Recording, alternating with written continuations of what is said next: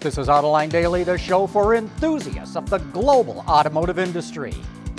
More people have been arrested for helping Carlos Ghosn escape from Japan. Turkey already indicted 7 people they claimed that were involved. And yesterday, U.S. Marshals arrested a former Green Beret and his son for smuggling Ghosn out of Japan in a box. Japan wants to extradite them as soon as possible. And while Ghosn may have gotten off scot-free, the people who helped him are in big trouble. The coronavirus has hurt a lot of automotive-related companies, but here's one company that sees nothing but sunshine. Advance Auto Parts says its sales are up thanks to Americans doing more work on their cars to pass the time at home while they remain in lockdown. The aftermarket retailer says sales are up in the first 4 weeks of the second quarter and are in line with a year ago. Because of the news, Bloomberg reports its stock went up 8%, and the company is likely to see this continue since consumers tend to do more of their own maintenance during economic downturns. Well, that didn't take too long. Ford, which had resumed production on Monday in the U.S. market, had to shut down 2 of its assembly plants when workers tested positive for COVID-19. The automaker idled production at its Dearborn truck plant yesterday, and at its Chicago assembly plant, it had to do the same thing the day before. Ford says the workers did not contract the disease at the plant, and they've asked them to self-quarantine for 14 days. It did a deep cleaning of the areas where they work and said it expected to resume production Wednesday night. And this is going to make it even more interesting today to see if President Trump wears a mask during his tour of a Ford plant.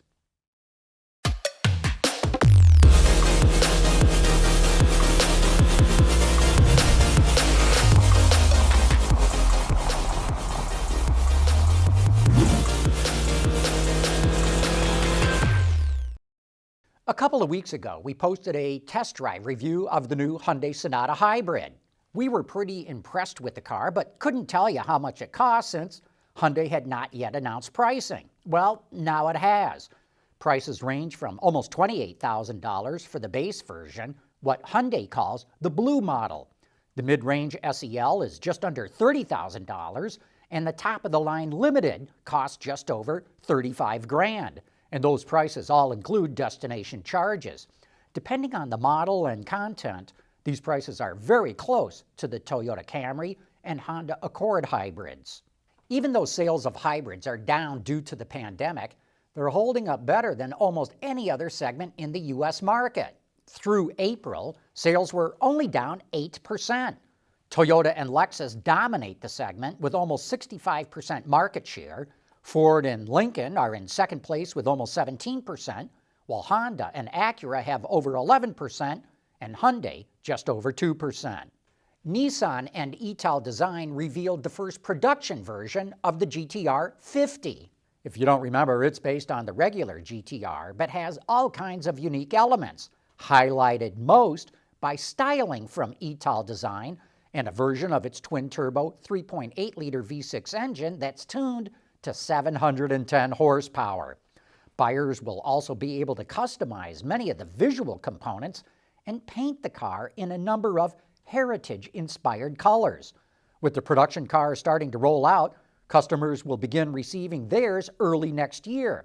Only 50 of them will be made, and the good news is they're not all spoken for. However, you'll have to be willing to plunk down $1 million. We've got 2 quick GM-related EV notes.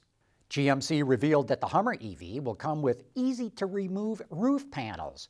And GM announced that the site that will make the Ultium battery cells that power the Hummer EVs is now under construction.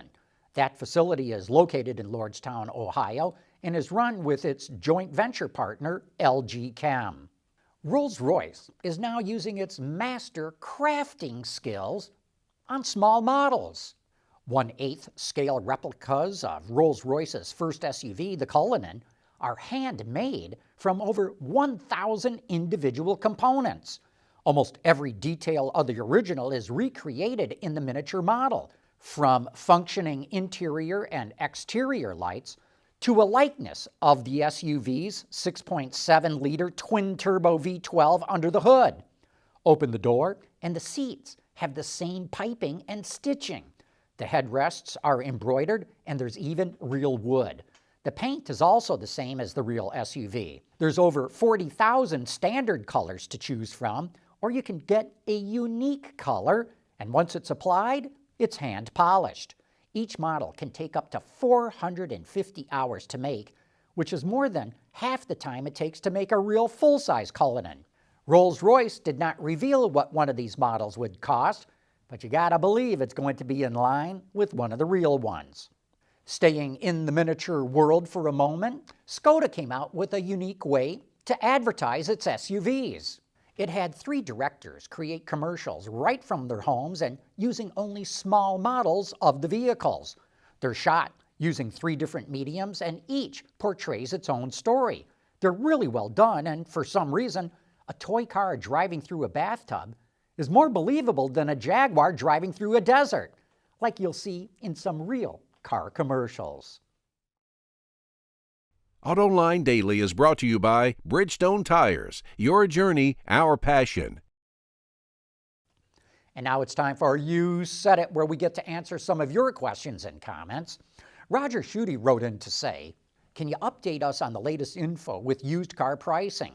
I'm looking to buy a low-mileage Ridgeline coming off lease, and prices look to be holding up too well." Well, Roger, we got bad news for you. Even though used car prices collapsed a month ago, they're roaring back. Cox Automotive says that a month ago, used car sales were down 37%. Now they're down only 6%. And as a result, prices have gone back up. Earlier this week, I talked about how Japanese automakers are on a March fiscal. I didn't know why, but I said no doubt one of you viewers did. So Ricky Takayama sent us this explanation. The Japanese school calendar is from April 1st to March 31st. Japanese companies hire candidates by March, and initial orientation employment begins in April. And so that's why they're on a March fiscal. And thanks for sending that in, Ricky. We reported earlier this week that Von Gittin, the drift master, set up a drift course in his driveway because of the quarantine, and he talked about how he almost spun out. Well, that didn't sit well with Chas Orvis. He wrote, "That video from the Drift King Von Gittin, where he spun his car near his living room window while his wife and son were watching him and admitted he almost lost control there, seems very irresponsible and dangerous to me. While I would admit that he's a talented driver, I think that he should do his thing at an approved track, not his home." Well, thanks for your input, Chas. Earlier this week, we talked about how several Japanese car companies ended up making airplanes and jets. And R.B. Quinn sent in some additional detail.